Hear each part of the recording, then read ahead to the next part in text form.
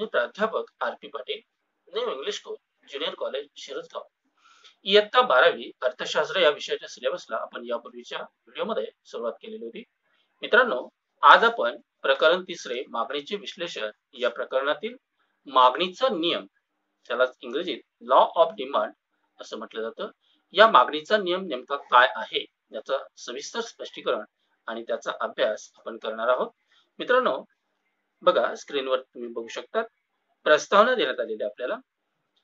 प्रस्तावनेत सन 1890 मध्ये प्रकाशित झालेल्या अर्थशास्त्राची मूल तत्वे या ग्रंथात डॉक्टर अल्फ्रेड मार्शल यांनी मागणीच्या नियमाची मांडणी केलेली आहे. या नियमाद्वारे किंमत व मागणी यातील परस्पर संबंध स्पष्ट केला आहे. सिद्धांताचे विधान बघूया. प्राध्यापक अल्फ्रेड मार्शल यांच्या मते डबल इन्व्हर्टेड कॉमा मध्ये इतर परिस्थिती स्थिर असताना वस्तूची किंमत वाढली असता मागणी घटते आणि वस्तूची किंमत कमी झाली असता मागणी वाढते. हे झालं सिद्धांताचे विधान. मित्रांनो, प्रस्तावनेमध्ये आपल्याला असं सांगण्यात आलेलं आहे की 1890 मध्ये प्रकाशित झालेल्या अर्थशास्त्राची मूल तत्वे या ग्रंथात डॉक्टर अल्फ्रेड मार्शल यांनी मागणीच्या नियमाची मांडणी केलेली आपल्याला दिसून येते. आता हा जो काही मागणीचा नियम आहे, हा मागणीचा नियम किंमत व मागणी यातील परस्पर संबंध दर्शविणारा असा सिद्धांत आहे. सिद्धांताचे जे काही विधान आहे त्या विधानामध्ये प्राध्यापक Alfred Marshall double inverted comma मध्ये जे काही विधान केलेलं आहे त्यालाच नियम किंवा सिद्धांत असं म्हटलं जातं. हा नियम इतर परिस्थिती स्थिर असताना, आता तुम्हाला मी मागच्या तासाला किंवा मागच्या व्हिडिओमध्ये सुद्धा सांगितलं होतं की सिद्धांत किंवा नियम आपण अभ्यासत असताना, पडताळत असताना, त्याला प्रत्यास घेत असताना आपल्याला इतर परिस्थिती ही गृहीत धरावी लागत असते. मित्रांनो, या सिद्धांतामध्ये सुद्धा, या विधानामध्ये सुद्धा इतर परिस्थिती स्थिर आहे असं गृहीत धरलेलं आहे. मग ही इतर परिस्थिती स्थिर असताना वस्तूची किंमत वाढली असता, आता सिद्धांत काय लक्षात घ्या, कारण सिद्धांत जर आपल्या लक्षात आला तर सिद्धांत अवघड वाटत नाही. म्हणून सिद्धांत समजून घेणं खूप आवश्यक असतं आणि तो अतिशय सोपे सिद्धांत आपल्याला अर्थशास्त्रामध्ये अभ्यासण्यासाठी देण्यात आलेले आहेत. बघा, त्यापैकीच हा एक सिद्धांत प्राध्यापक अल्फ्रेड मार्शल यांनी मांडलेला की इतर परिस्थिती स्थिर असताना वस्तूची किंमत वाढली की मागणी कमी होते, या उलट वस्तूची किंमत वाढली की मागणी कमी होते. मित्रांनो, याचाच अर्थ इतर परिस्थिती स्थिर असताना वस्तूची किंमत वाढली की मागणी कमी होते, या उलट वस्तूची किंमत कमी झाली की मागणी वाढते. म्हणजे याचाच अर्थ मागणी आणि किंमत या दोघांमध्ये असलेला संबंध हा व्यस्त स्वरूपाचा आहे. व्यस्त स्वरूपाचा म्हणजेच काय? किंमत वाढली, मागणी कमी होते, या उलट किंमत कमी झाली, मागणी वाढते. हा सिद्धांत आहे. दुसऱ्या शब्दात, इतर परिस्थिती कायम असताना वस्तूच्या किमतीत वाढ होते तेव्हा वस्तूच्या मागणीत घट होते आणि जेव्हा वस्तूच्या किमतीत घट होते तेव्हा वस्तूच्या मागणीत वाढ होते. अशा प्रकारे किंमत आणि मागणीचा संबंध व्यस्त स्वरूपाचा म्हणजेच परस्पर विरोधी असतो. मागणी व किंमत यांचा फलन संबंध खालील प्रकारे स्पष्ट करता येतो. बघा, एक सूत्र स्वरूपामध्ये आपल्याला दाखवण्यात आलेले आहे. dx बरोबर f कंसामध्ये px कंस पूर्ण. येथे d बरोबर वस्तूची मागणी. आता d म्हणजेच काय?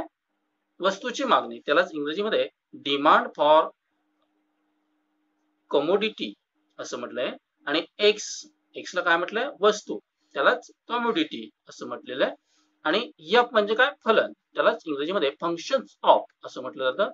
px वस्तूची किंमत, प्राइस ऑफ कमोडिटी, गृहीतके. आता हा जो काही सिद्धांत आहे, हा सिद्धांत, या सिद्धांताला देखील काही गृहीतके आहेत. कारण इतर परिस्थिती जी आपण म्हणत असतो ती इतर परिस्थिती म्हणजेच गृहीतके. इतर परिस्थिती स्थिर आहे म्हणजे याचाच अर्थ गृहीत परिस्थिती अशी असताना सिद्धांतात वस्तूची किंमत कमी झाली की मागणी वाढते, या उलट वस्तूची किंमत वाढली की मागणी कमी होते. हा जो काही सिद्धांत आहे, हे जे काही सिद्धांताचं विधान आहे, हे विधान तेव्हाच खरं ठरेल की ज्या वेळेला आता ही जी काही गृहीते आहेत पुढे सांगण्यात आलेली, ही गृहीते गृहीत असतील त्याच वेळेला अशी परिस्थिती अस्तित्वात येईल किंवा हा सिद्धांत आपल्याला प्रत्यय असेल. सिद्धांत काय पुन्हा बघा की इतर परिस्थिती स्थिर असताना डॉक्टर अल्फ्रेड मार्शल यांनी जे काही सिद्धांत सांगितलेला, जे सिद्धांताचं विधान केलेलं आहे ते काय आहे की इतर परिस्थिती स्थिर असताना वस्तूची किंमत कमी झाली की मागणी वाढते, या उलट वस्तूची किंमत वाढली की मागणी कमी होते. ही अशीच परिस्थिती केव्हा असेल की ज्या वेळेला गृहीत धरलेली असतील, गृहीत परिस्थिती असेल, परिस्थिती स्थिर असेल त्यावेळेला. आता मागणीचा नियम खालील गृहीतकांवर आधारित आहे. नका पहिलंच गृहीत आहे स्थिर उत्पादन पातळी. मागणीचा नियम जर अनुभवचा असेल तर उपभोक्त्याचे उत्पन्न स्थिर असावे. जर उत्पन्न पातळीत वाढ झाली तर उपभोक्त्याकडून किमतीत वाढ होऊनही मागणीत वाढ केली जाईल. बघा मित्रांनो, स्थिर उत्पन्न पातळी. आता सिद्धांत प्रत्यास येत असताना अर्थव्यवस्थेमध्ये असलेले जे काही उपभोक्ते आहेत, या सर्व उपभोक्त्यांचं उत्पन्न स्थिर असलं पाहिजे, तरच वस्तूची किंमत कमी झाली की मागणी वाढेल, या उलट वस्तूची किंमत वाढली की मागणी कमी होईल. हे असं घडेल केव्हा की ज्या वेळेला उपभोक्त्यांचं उत्पन्न स्थिर असेल तेव्हा. पण जर उत्पन्न वाढलं तर आपल्याला सिद्धांतात सांगितलेली परिस्थिती अनुभवास येणार नाही. म्हणून उपभोक्त्यांचं उत्पन्न हे स्थिर असलं पाहिजे. दुसरं गृहीत आहे लोकसंख्येच्या आकारमानात बदल नाही, म्हणजेच लोकसंख्या स्थिर पाहिजे. देशातील लोकसंख्येचं आकारमान आणि रचना वस्तूंची एकूण मागणी प्रभावित करते. त्यामुळे असे गृहीत धरले जाते की लोकसंख्येचे आकारमान स्थिर आहे. सिद्धांत प्रत्यास येत असताना देशात उपलब्ध असलेली किंवा त्या सिद्धांत काळामध्ये त्या ठिकाणी असलेली लोकसंख्येची परिस्थिती स्थिर आहे असं गृहीत धरलं जातं. त्यात वाढही होता कामा नये किंवा घटही होता कामा नये असं गृहीत धरलं जातं. तिसरं गृहीत आहे पर्यायी वस्तूंच्या स्थिर किमती. म्हणजेच काय की पर्यायी वस्तू ज्या काही असतात त्या पर्यायी वस्तूंच्या किमती सुद्धा स्थिर असल्या पाहिजेत. पर्यायी वस्तूंच्या किमतीत बदल होत नाही असे गृहीत धरले आहे, कारण पर्यायी वस्तूंच्या किमतीत बदल झाला तर त्याचा परिणाम वस्तूच्या मागणीवर होतो. आता बघा पर्यायी वस्तू कोणत्या, उदाहरणार्थ चहा, कॉफी या कशा आहेत, पर्यायी वस्तू आहेत. चहा ऐवजी आपण कॉफीचा पेय म्हणून वापर करू शकतो किंवा कॉफी ऐवजी आपण चहाचा पेय म्हणून वापर करू शकतो. परंतु मित्रांनो, वस्तूची किंमत चहा ऐवजी कॉफीची जर वाढली तर उपभोक्ते चहाला प्राधान्य देतील. म्हणून या ज्या काही पर्याय वस्तू असतात या पर्याय वस्तूंच्या किमती कमी किंवा जास्त जर झाल्या तर कमी किंमत असताना त्याला मागणी जास्त केली जाते आणि या उलट वस्तूची किंमत वाढली की मागणी कमी होते. म्हणून या पर्यायी वस्तूंच्या किमती सुद्धा अर्थव्यवस्थेमध्ये स्थिर असल्या पाहिजेत, तरच सिद्धांत मागणीचा नियम हा प्रत्यास येऊ शकतो. त्याचप्रमाणे चौथे गृहीत आहे पूरक वस्तूंच्या स्थिर किमती. म्हणजेच पूरक वस्तूंच्या किमती सुद्धा स्थिर असल्या पाहिजेत तरच सिद्धांत प्रत्यास येतो. बघा, पूरक वस्तूंच्या किमतीत बदल होत नाही असे गृहीत धरले आहे, कारण पूरक वस्तूंच्या किमतीत बदल झाला तर त्याचा परिणाम वस्तूच्या मागणीवर होतो. आता पूरक वस्तू म्हणजे नेमक्या कोणत्या, उदाहरणार्थ स्कूटर आणि पेट्रोल या कशा आहेत, पूरक वस्तू आहेत. किंवा पेन आणि रिफिल या पूरक वस्तू आहेत. म्हणजे एका गरजेच्या पूर्ततेसाठी आपल्याला दोन वस्तूंची खरेदी ही करावी लागते. एक वस्तू खरेदी करून आपली गरज भागत नाही, म्हणून दोघही वस्तूंची खरेदी आपल्याला करावी लागते. त्या वस्तूंना पूरक वस्तू असं म्हटलं जातं. मात्र या पूरक वस्तूंच्या बाबतीमध्ये सुद्धा वस्तूंच्या किमतीत हा फरक होता कामा नये, त्यांची किमतीमध्ये वाढ किंवा घट होता कामा नये, तरच सिद्धांत आपला प्रत्यास येऊ शकत असतो. पाचवं गृहीत आहे भविष्यात किंमत बदलाची अपेक्षा नाही. त्यालाच आपण भविष्यकालीन अंदाज असं संबोधतो दुसऱ्या भाषेमध्ये किंवा दुसऱ्या शब्दामध्ये. बघा, उपभोक्त्याची भविष्यात किंमत विषयक बदल घडून येण्याची कोणतीही अपेक्षा नाही. असे गृहीत धरले आहे. जर भविष्यात वस्तूची किंमत वाढण्याचा अंदाज असेल तर उपभोक्ते सध्या किंमत वाढत असतानाही जास्त मागणी करू शकतात. बघा मित्रांनो, भविष्यकालीन अंदाज आपण त्याला म्हणतो की भविष्यात किंमत बदलाची अपेक्षा नाही. भविष्यामध्ये म्हणजेच आज ऐवजी उद्या त्या वस्तूची किंमत कमी होणार किंवा जास्त होणार याचा अंदाज उपभोक्त्याने घेता कामा नये. कारण जर त्याचा अंदाज त्याने घेतला तर त्या परिस्थितीमध्ये उपभोक्ते वस्तूची किंमत कमी असताना सुद्धा तिला मागणी करणार नाही किंवा भविष्यामध्ये त्या वस्तूची किंमत आणखी कमी होणार असा जर अंदाज उपभोक्त्यांनी बांधला तर आज वस्तूची किंमत कमी असताना सुद्धा त्याला मागणी न करता उद्या आपण त्या वस्तूची खरेदी करू असा उपभोक्ते निर्णय घेतात. म्हणून मागणीचा नियम आपल्याला प्रत्यास येऊ शकत नाही. म्हणूनच भविष्यात किंमत बदलाची अपेक्षा नाही असं गृहीत या ठिकाणी पाचवं गृहीत आपल्याला सांगण्यात आलेलं आहे. सहावं गृहीत आहे आवडी-निवडी. सवयी, प्राधान्य, फॅशन इत्यादीमध्ये बदल होत नाही. बघा मित्रांनो, सहावं जे काही गृहीत आहे त्यामध्ये उपभोक्त्याच्या आवडी-निवडी. आता आवडी-निवडी म्हणजेच काय? एखादी वस्तू त्याच्याविषयी अभिरुची ज्याला आपण म्हणतो ती अभिरुचीमध्ये त्याच्यात बदल होता कामा नये. म्हणजे त्याला एखादी वस्तू अचानक आवडूही नये किंवा त्याला आवडणारी वस्तू ना आवड होऊ नये. म्हणजे याचा अर्थ त्याची अभिरुची किंवा आवड निवड ही स्थिर असली पाहिजे.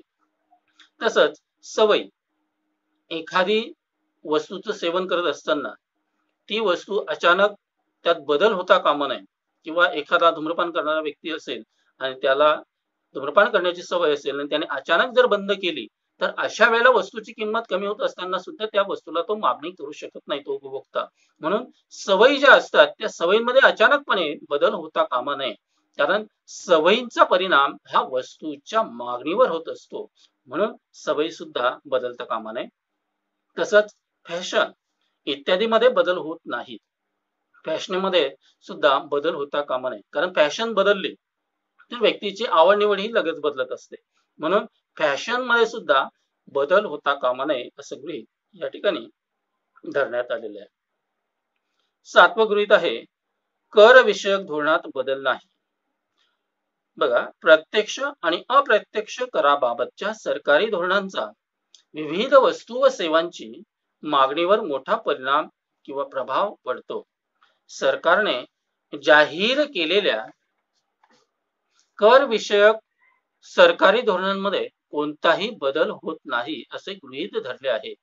मित्रांनो, टॅक्स आपण ज्याला म्हणतो, हा टॅक्स हा जो काही शासकीय कर विषयक धोरण आहे, हे शासकीय कर विषयक धोरण हे उपभोक्त्याच्या मागणीवर सर्वात महत्वाचा असा प्रभाव टाकणारं असा घटक आहे.